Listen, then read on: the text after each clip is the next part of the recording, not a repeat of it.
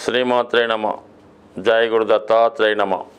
ఈ వీడియోలో మనం డిసెంబర్ 22 నుంచి 28 మధ్యలో జరగబోయే వార ఫలాలు సింహరాశి వారికి ఏ విధంగా ఉంటాయని పరిశీలించినప్పుడు, మరి ఈ వారంలో సింహరాశి వారికి ముఖ్యంగా బుధుడు ధన లాభాధిపతిగా చతుర్థ స్థాన సంచారం జాతకుడు తన యొక్క స్థిరాస్తులు, భూములు పై ఉన్నటువంటి సమస్యల్ని పరిష్కరించుకునే ప్రయత్నం చేస్తాడు.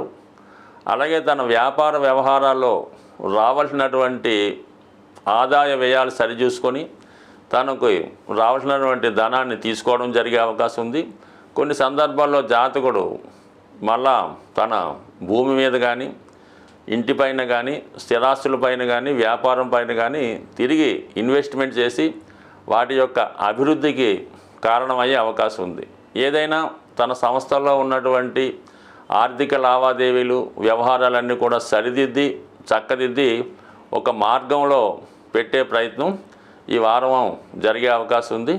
అలాగే మరి చతుర్థాధిపతిగా ఉన్నటువంటి కుజుడు 12వ స్థానంలో వక్రగమనంలో ఉండడం వల్ల కొన్ని కఠినమైనటువంటి నిర్ణయాలు తీసుకొని జాతకుడు తనకు పనికిరా వస్తువులు కానీ, ఆస్తి కానీ, గృహం కానీ, వాహనాలు కానీ ఏదో విధంగా విక్రయించి వాటిని మళ్ళా కొత్త వాటితో పూర్తి చేయడం జరుగుతూ ఉంటుంది. సో ఎక్కువ ఈ వారం అంతా కూడా స్థిరాస్తుల మీద ప్రభావం చూపిస్తాడు. ఆస్తి వ్యవహారాలు సెటిల్ చేసుకుంటాడు. కొత్త ఆస్తులు కొనే ప్రయత్నాలు కూడా జరుగుతూ ఉంటాయి. అలాగే మరి జాతకుడు తను స్వయంగా తను కానీ, లేదంటే కుటుంబ సమేతంగా మరి తనకి దగ్గరలో ఉన్నటువంటి ఒక పుణ్యక్షేత్రాన్ని దర్శించి ఆ పుణ్యక్షేత్రంలో 1-2 రోజులు బస చేసి అక్కడ ఉన్నటువంటి క్షేత్రాలను దర్శించడం, తగు విధంగా భగవంతునికి సేవ చేసుకునే ప్రయత్నంలో కొంత ధనాన్ని డొనేట్ చేయడం కానీ, అక్కడ ఉన్నటువంటి భక్తులకు ఏదైనా సదుపాయం కల్పించడం కానీ జరిగే అవకాశం ఉంది. ఈ విధంగా జాతకుడు ధర్మం కాపాడడం కానీ, దేవాలయాల్ని అభివృద్ధి చేయడానికి కొంత సహకరించడం జరుగుతూ ఉంటుంది. అలాగే కొంత భూమిని మరి ఏదైనా దేవాలయానికి డొనేట్ చేసే విధంగా జాతకుడు యొక్క స్థితి కనబడుతూ ఉంది. సో అలాగే మరి రాష్ట్రాధిపతి రవి 5వ స్థాన సంచారం వల్ల జాతకుడు సంతాన విషయంలో శుభవార్తలు వింటాడు. పూర్వపుణ్య ఫలితం వల్ల జాతకుడు తన యొక్క సామర్థ్యాన్ని, తెలివితేటలని పెంచుకొని తగు విధంగా గుర్తింపు రావడం జరుగుతుంది. పిల్లల విషయంలో శుభవార్త వింటాడు. మరి సంతానం వారికి అయినా వివాహం కానీ, ఉద్యోగం కానీ రావడం వల్ల పిల్లల యొక్క అభివృద్ధి జాతకుడికి గర్వకారణం అయ్యే అవకాశం ఉంది. సో అలాగే చాలా వరకు ఈ స్పెక్యులేషను, షేర్ మార్కెట్ విషయంలో చాలా వరకు జాగ్రత్త వహించడం మంచిది. నిజాయితీగా ధనం సంపాదించే మార్గాలు ఎన్నుకోవాలి తప్ప ఈజీ మనీగా ఎన్నుకునే మార్గాలు అయితే మాత్రం జాతకుడు ఖచ్చితంగా తను ఎంత కాన్ఫిడెన్స్గా ఉన్నా తిరిగి నష్టపోవడం జరుగుతుంటుంది. కాబట్టి ఎట్టి పరిస్థితుల్లో కూడా అటువంటి ప్రయత్నాలు చేయవద్దు. ఎక్కువగా మీ యొక్క సామర్థ్యం మీదే నమ్ముకొని మీకు మీరుగా చేసే ప్రయత్నాలే ఫలించే అవకాశం ఉంది. ముఖ్యంగా ఏంటంటే ఈ వారంలో ఈ శుక్రుడు 6వ స్థాన సంచారం వల్ల స్త్రీలతో విరోధం వచ్చే అవకాశం ఉంది. అది ముఖ్యంగా మీ యొక్క రక్త సంబంధి అంటే సిస్టర్స్తో కానీ, భార్యతరు బంధువులతో కానీ, చాలా వరకు భార్యతో కానీ విభేదాలు వచ్చే అవకాశం ఉంది. అయితే న్యాయం మీ వైపు ఉన్న మీరు దాన్ని కొంతవరకు సరిదిద్దుకొని మరి స్త్రీలను ఏ విధంగా చిన్నపుచ్చుకోకుండా వాళ్ళదే కరెక్ట్ అన్నట్టుగా సరిదిద్దుకుంటే మంచిది. బట్ ఏ కారణం చేతైనా మీరు స్త్రీలతో విరోధం పెట్టుకుంటే దాని యొక్క ప్రభావం మీ యొక్క వృత్తి వ్యవహారాల మీద, ఆర్థిక వ్యవహారాల మీద ప్రభావం చూపే అవకాశం ఉంది. కాబట్టి అవతలి వారు ఎంత చిన్నవారైనా లేదు ఎంత గొప్పవారైనా మీరు రాజీ మార్గంలోనే వెళ్ళాలి తప్ప వాళ్ళతో ఎట్టి పరిస్థితుల్లో కూడా విరోధం పెంచుకోవద్దు. అలాగే మీ దగ్గర పనిచేస్తున్నటువంటి స్త్రీలకు కానీ, మీ కార్యాలయంలో ఉన్నటువంటి స్త్రీలతో గౌరవప్రదంగా వ్యవహరించడం వల్ల మీ యొక్క స్థిరాస్తి, ఆస్తులు, ధనం పెరిగే అవకాశం ఉంది. ఇక ముఖ్యంగా సప్తమంలో శనిగ్రహ సంచారం చాలా వరకు జాతకుడు పనుల యొక్క ఒత్తిడి వల్ల వైవాహిక జీవితంలో భార్యను సరిగ్గా పట్టించుకోకపోవడం కానీ, వారికి కావలసినటువంటివి సమకూర్చే విషయంలో ఫెయిల్ అయ్యే అవకాశం ఉంది. కాబట్టి కొన్ని నిందలు ఈ వారం భార్య ద్వారా కానీ, స్త్రీ అయితే భర్త ద్వారా కానీ పడవలసి ఉంటుంది. బట్ ఏదైనా సర్దుకుపోవడం మంచిది. బట్ ఏదైనా అష్టమ రాహు ప్రభావం వల్ల చిన్న చిన్న పొరపాట్లు పెద్దవిగా మారే అవకాశం ఉంది. అవి ఇతరులకు అవకాశంగా ఇవ్వడం వల్ల మీ యొక్క ఉన్నత స్థితికి ఇబ్బంది పడే విధంగా అవమానపడే ఉంటుంది. కాబట్టి సాధ్యమైనంత వరకు అందరికీ సమాన న్యాయం చేసే విధంగా వెళ్ళడం వల్ల ఈ సింహరాశి వారికి చాలా వరకు ఈ వారంలో మంచి ఫలితాలు వచ్చే అవకాశం ఉంది. అలా అయితే ధన విషయంలో మాత్రం ఆదాయానికి మించిన ఖర్చు అవుతుంది. బట్ ఏదో ఒక స్థిరాస్తి కొనుక్కోవడం వల్ల అది కొంతవరకు సంతృప్తికరంగా ఉండే అవకాశం ఉంటుంది. జాతకరీత్యా ఎవరైతే జ్యోతిష్యాన్ని నమ్ముతూ ఉంటారో దాన్ని ఫాలో అవుతుంటారో వారు కంపల్సరిగా కొన్ని నియమాలు పాటించాలి. కొన్ని పూజలు పరిహారాలు తప్పనిసరిగా చేయించుకోవలసి ఉంటుంది. మరి సాధారణంగా ప్రతి సంవత్సరం 1-2 సార్లు మాత్రమే వచ్చే శని త్రయోదశి మరి ఈ వారంలో మనకి వారం చివరిలో డిసెంబర్ 28వ తారీఖున శని త్రయోదశి అనే పర్వదినం రాబోతుంది.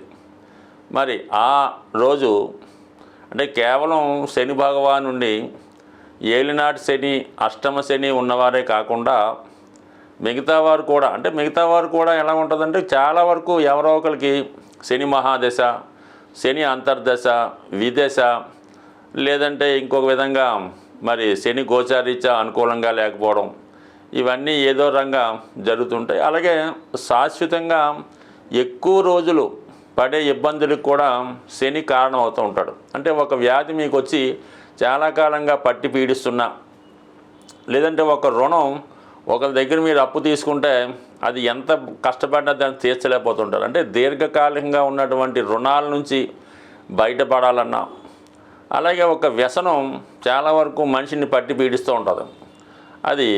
అది పాన్ అవ్వచ్చు, లేదంటే మందు తాగొచ్చు, ఇంకోటి అవ్వచ్చు, కార్డ్స్ అనొచ్చు అనుకోండి. అంటే ఏదైనా మనల్ని వదిలి వెళ్ళడానికి ఇష్టపడదో అటువంటివన్నీ కూడా శని ప్రభావం చేత వచ్చినవే. సో అందువలన ఏంటంటే చాలా వరకు మనుషుల్లో ఉన్నటువంటి ఒక బద్ధకం, అశ్రద్ధ, పోస్ట్పోన్ మెంటాలిటీ, పని చెప్తే ఇసుక్కోడి, ఇవన్నీ కూడా శని యొక్క ప్రభావం చేత ఉన్నవే. మరి ముఖ్యంగా విద్యార్థులు కూడా చదివింది మర్చిపోతున్నారు అన్న కూడా దానికి ఈ శని భగవానుడే కారణం అవుతుంటాడు. కాబట్టి అంటే మనం వాళ్ళు వీళ్ళు అనుకోకుండా ప్రతి ఒక్కరూ కూడా ఈ శని త్రయోదశి నాడు విధి విధానంగా శని భగవాన్ని పూజించుకోవడం వల్ల మీ యొక్క సమస్యల నుంచి బయటపడే అవకాశం ఉంది. అంటే శని భగవాన్ని పూజించామంటే మామూలుగా నవగ్రహాలు ఉన్న దేవాలయానికి వెళ్ళి అక్కడ అమ్ముతున్నటువంటి ఏదో ఆయిలో నువ్వులో కొని ఆ శని భగవాన్ మీద శుభ్రంగా పోసేసి రావడం జరుగుతూ ఉంటుంది. ఆ విధంగా చేయడం వలన శనిగ్రహం యొక్క ఆగ్రహానికి పాత్రులయ్యే అవకాశం ఉంది. అంటే ఏదైనా ఒక అభిషేకం చేద్దాం అనుకున్నప్పుడు ముందుగా ఆ విగ్రహాన్ని శుభ్రంగా మంచినీటితో స్నానం చేయించి దాని తర్వాత తైలంతో అభిషేకం చేసి దాని తర్వాత మళ్ళా మీరు శుభ్రమైన వాటర్తో పరిశుభ్రంగా కడిగి మంచి వస్త్రాన్ని ఆ విగ్రహానికి ధరింపజేసి నైవేద్యం అది పెట్టి పూజించినప్పుడు మాత్రమే అది అభిషేకంగా మీకు వర్తిస్తుంది. తప్ప ఎవరో ఒకరు పూజ చేస్తుంటారు, ఇంకోటి వచ్చి దాని మీద నువ్వులు వేసేస్తుంటాడు, ఇంకోటి వచ్చి ఆయిల్ పోసేస్తుంటాడు. అంటే ఆ శని భగవానుడు ఆ సమయంలో ఏదో పనిలో బిజీగా ఉంటాడు. గమ్ముని అతని మీద ఇటువంటి పోయడం వల్ల అతనికి ఆగ్రహం కలిగే అవకాశం ఉంది. కాబట్టి నెమ్మదిగా ఎక్కువ మంది ఉన్నాం, ఒకరి తర్వాత ఒకరు కంపల్సరిగా ఈ విధానం చేయడం, మళ్ళా కొత్తగా మళ్ళీ వాటర్తో కడిగి మళ్ళీ ప్రారంభించుకోవాలి తప్ప ఒకేసారి అలా చేయడం వల్ల ఫలితం వచ్చే అవకాశం ఉండదు. కాబట్టి జాగ్రత్తగా కొద్దిగా ఆలస్యమైనా నెమ్మదిగా, అంటే ఎంత నెమ్మదిగా శని భగవాన్ని పూజిస్తే అంత సంతోషించడం జరుగుతుంది. మీరు ఎంత తొందరగా పూర్తి చేస్తే అంత ఆగ్రహానికి గురవడం జరుగుతుంది. చెయ్యకపోయినా పర్లేదు, కానీ ఇలాగ అవమానకరంగా చేయడం వల్ల ఇబ్బందులు వస్తాయి. సరే, ఎప్పుడైతే మనం శని భగవానుడి యొక్క అభిషేకం పూర్తయిందో కంపల్సరిగా మీరు అదే దేవాలయంలో ఉన్నటువంటి శివుణ్ణి, అంటే ప్రధాన దేవుణ్ణి కూడా అర్చించి అతనికి కూడా విధి విధానంగా అభిషేకాదులు నిర్వహించిన తర్వాత మీరు నెమ్మదిగా మీ యొక్క గృహానికి విచ్చేసి ఆ రోజంతా కూడా చాలా పవిత్రంగా ఉండవలసి ఉంటుంది. భూసయనం చేయడం, ఎటువంటి ఆయిల్తో చేసిన పదార్థాలు తినకుండా మామూలుగా సాత్వికమైన ఆహారం, అవసరమైతే పళ్ళు పొలాలు అడ్డు తీసుకొని భూమి మీద పడుకొని ఆ రోజు ఎటువంటి